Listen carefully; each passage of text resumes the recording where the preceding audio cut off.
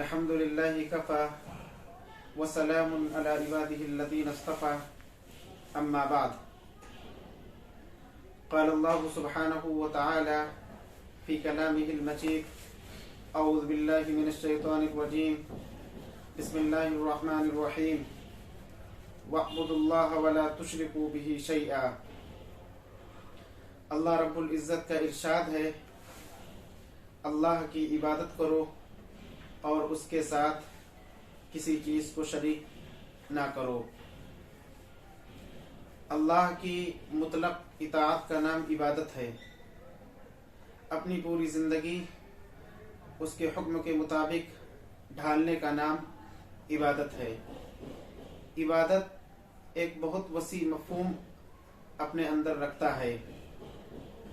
امام غزالی رحمۃ اللہ علیہ نے لکھا ہے کہ عبادت میں 10 چیزیں آتی ہیں.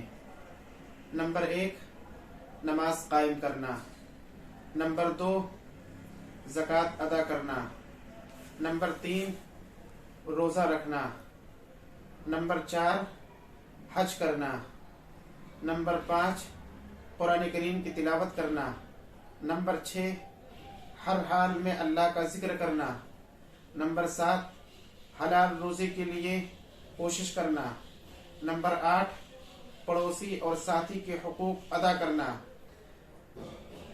نمبر 9 لوگوں کو نیک کاموں کا حکم دینا اور برے کاموں سے روکنا، نمبر 10 اللہ کے رسول صلی اللہ علیہ وسلم کی سنت کا اتباع کرنا.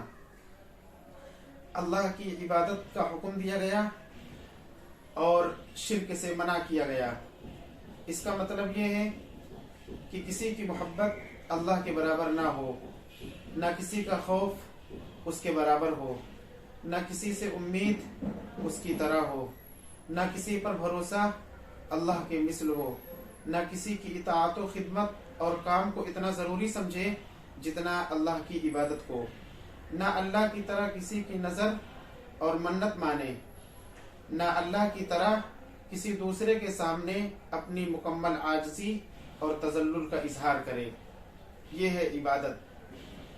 اس کے بعد اللہ نے فرمایا وَلَا تُشْرِكُوا بِهِ شَيْئًا، اور اللہ کے ساتھ کسی چیز کو شریک نہ کرو. لا تشرکوا بِهِ شَيْئًا، شَيْئًا کسی بھی چیز کو اللہ کے ساتھ شریک نہ کرو. نہ انسان کو، نہ جنات کو، نہ پیڑ پودوں کو، نہ حیوان کو، نہ زندے کو، نہ مردے کو، نہ آسمان کو، نہ زمین کو، نہ پہاڑ کو، نہ کسی اور دیگر مخلوقات کو.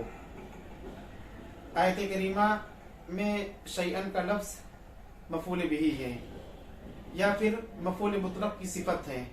ولا تشرکوا بہ شیئا ای اشراکا شیئا، کچھ بھی شریک اللہ کے ساتھ نہ کرو. نہ شرک اصغر، نہ شرک اکبر، نہ شرک کلی، نہ شرک جزئی، نہ شرک وقتی، نہ شرک ازلی، بلکہ ہمیشہ صرف ایک اللہ کی عبادت کی جائے اور اللہ کے ساتھ کسی کو شریک نہ کیا جائے. اللہ تبارک و تعالی ہم سب کو اپنی عبادت کی توفیق عطا فرمائے اور شرک سے ہم سب کی حفاظت فرمائے. وآخر دعوانا ان الحمد للہ رب العالمین.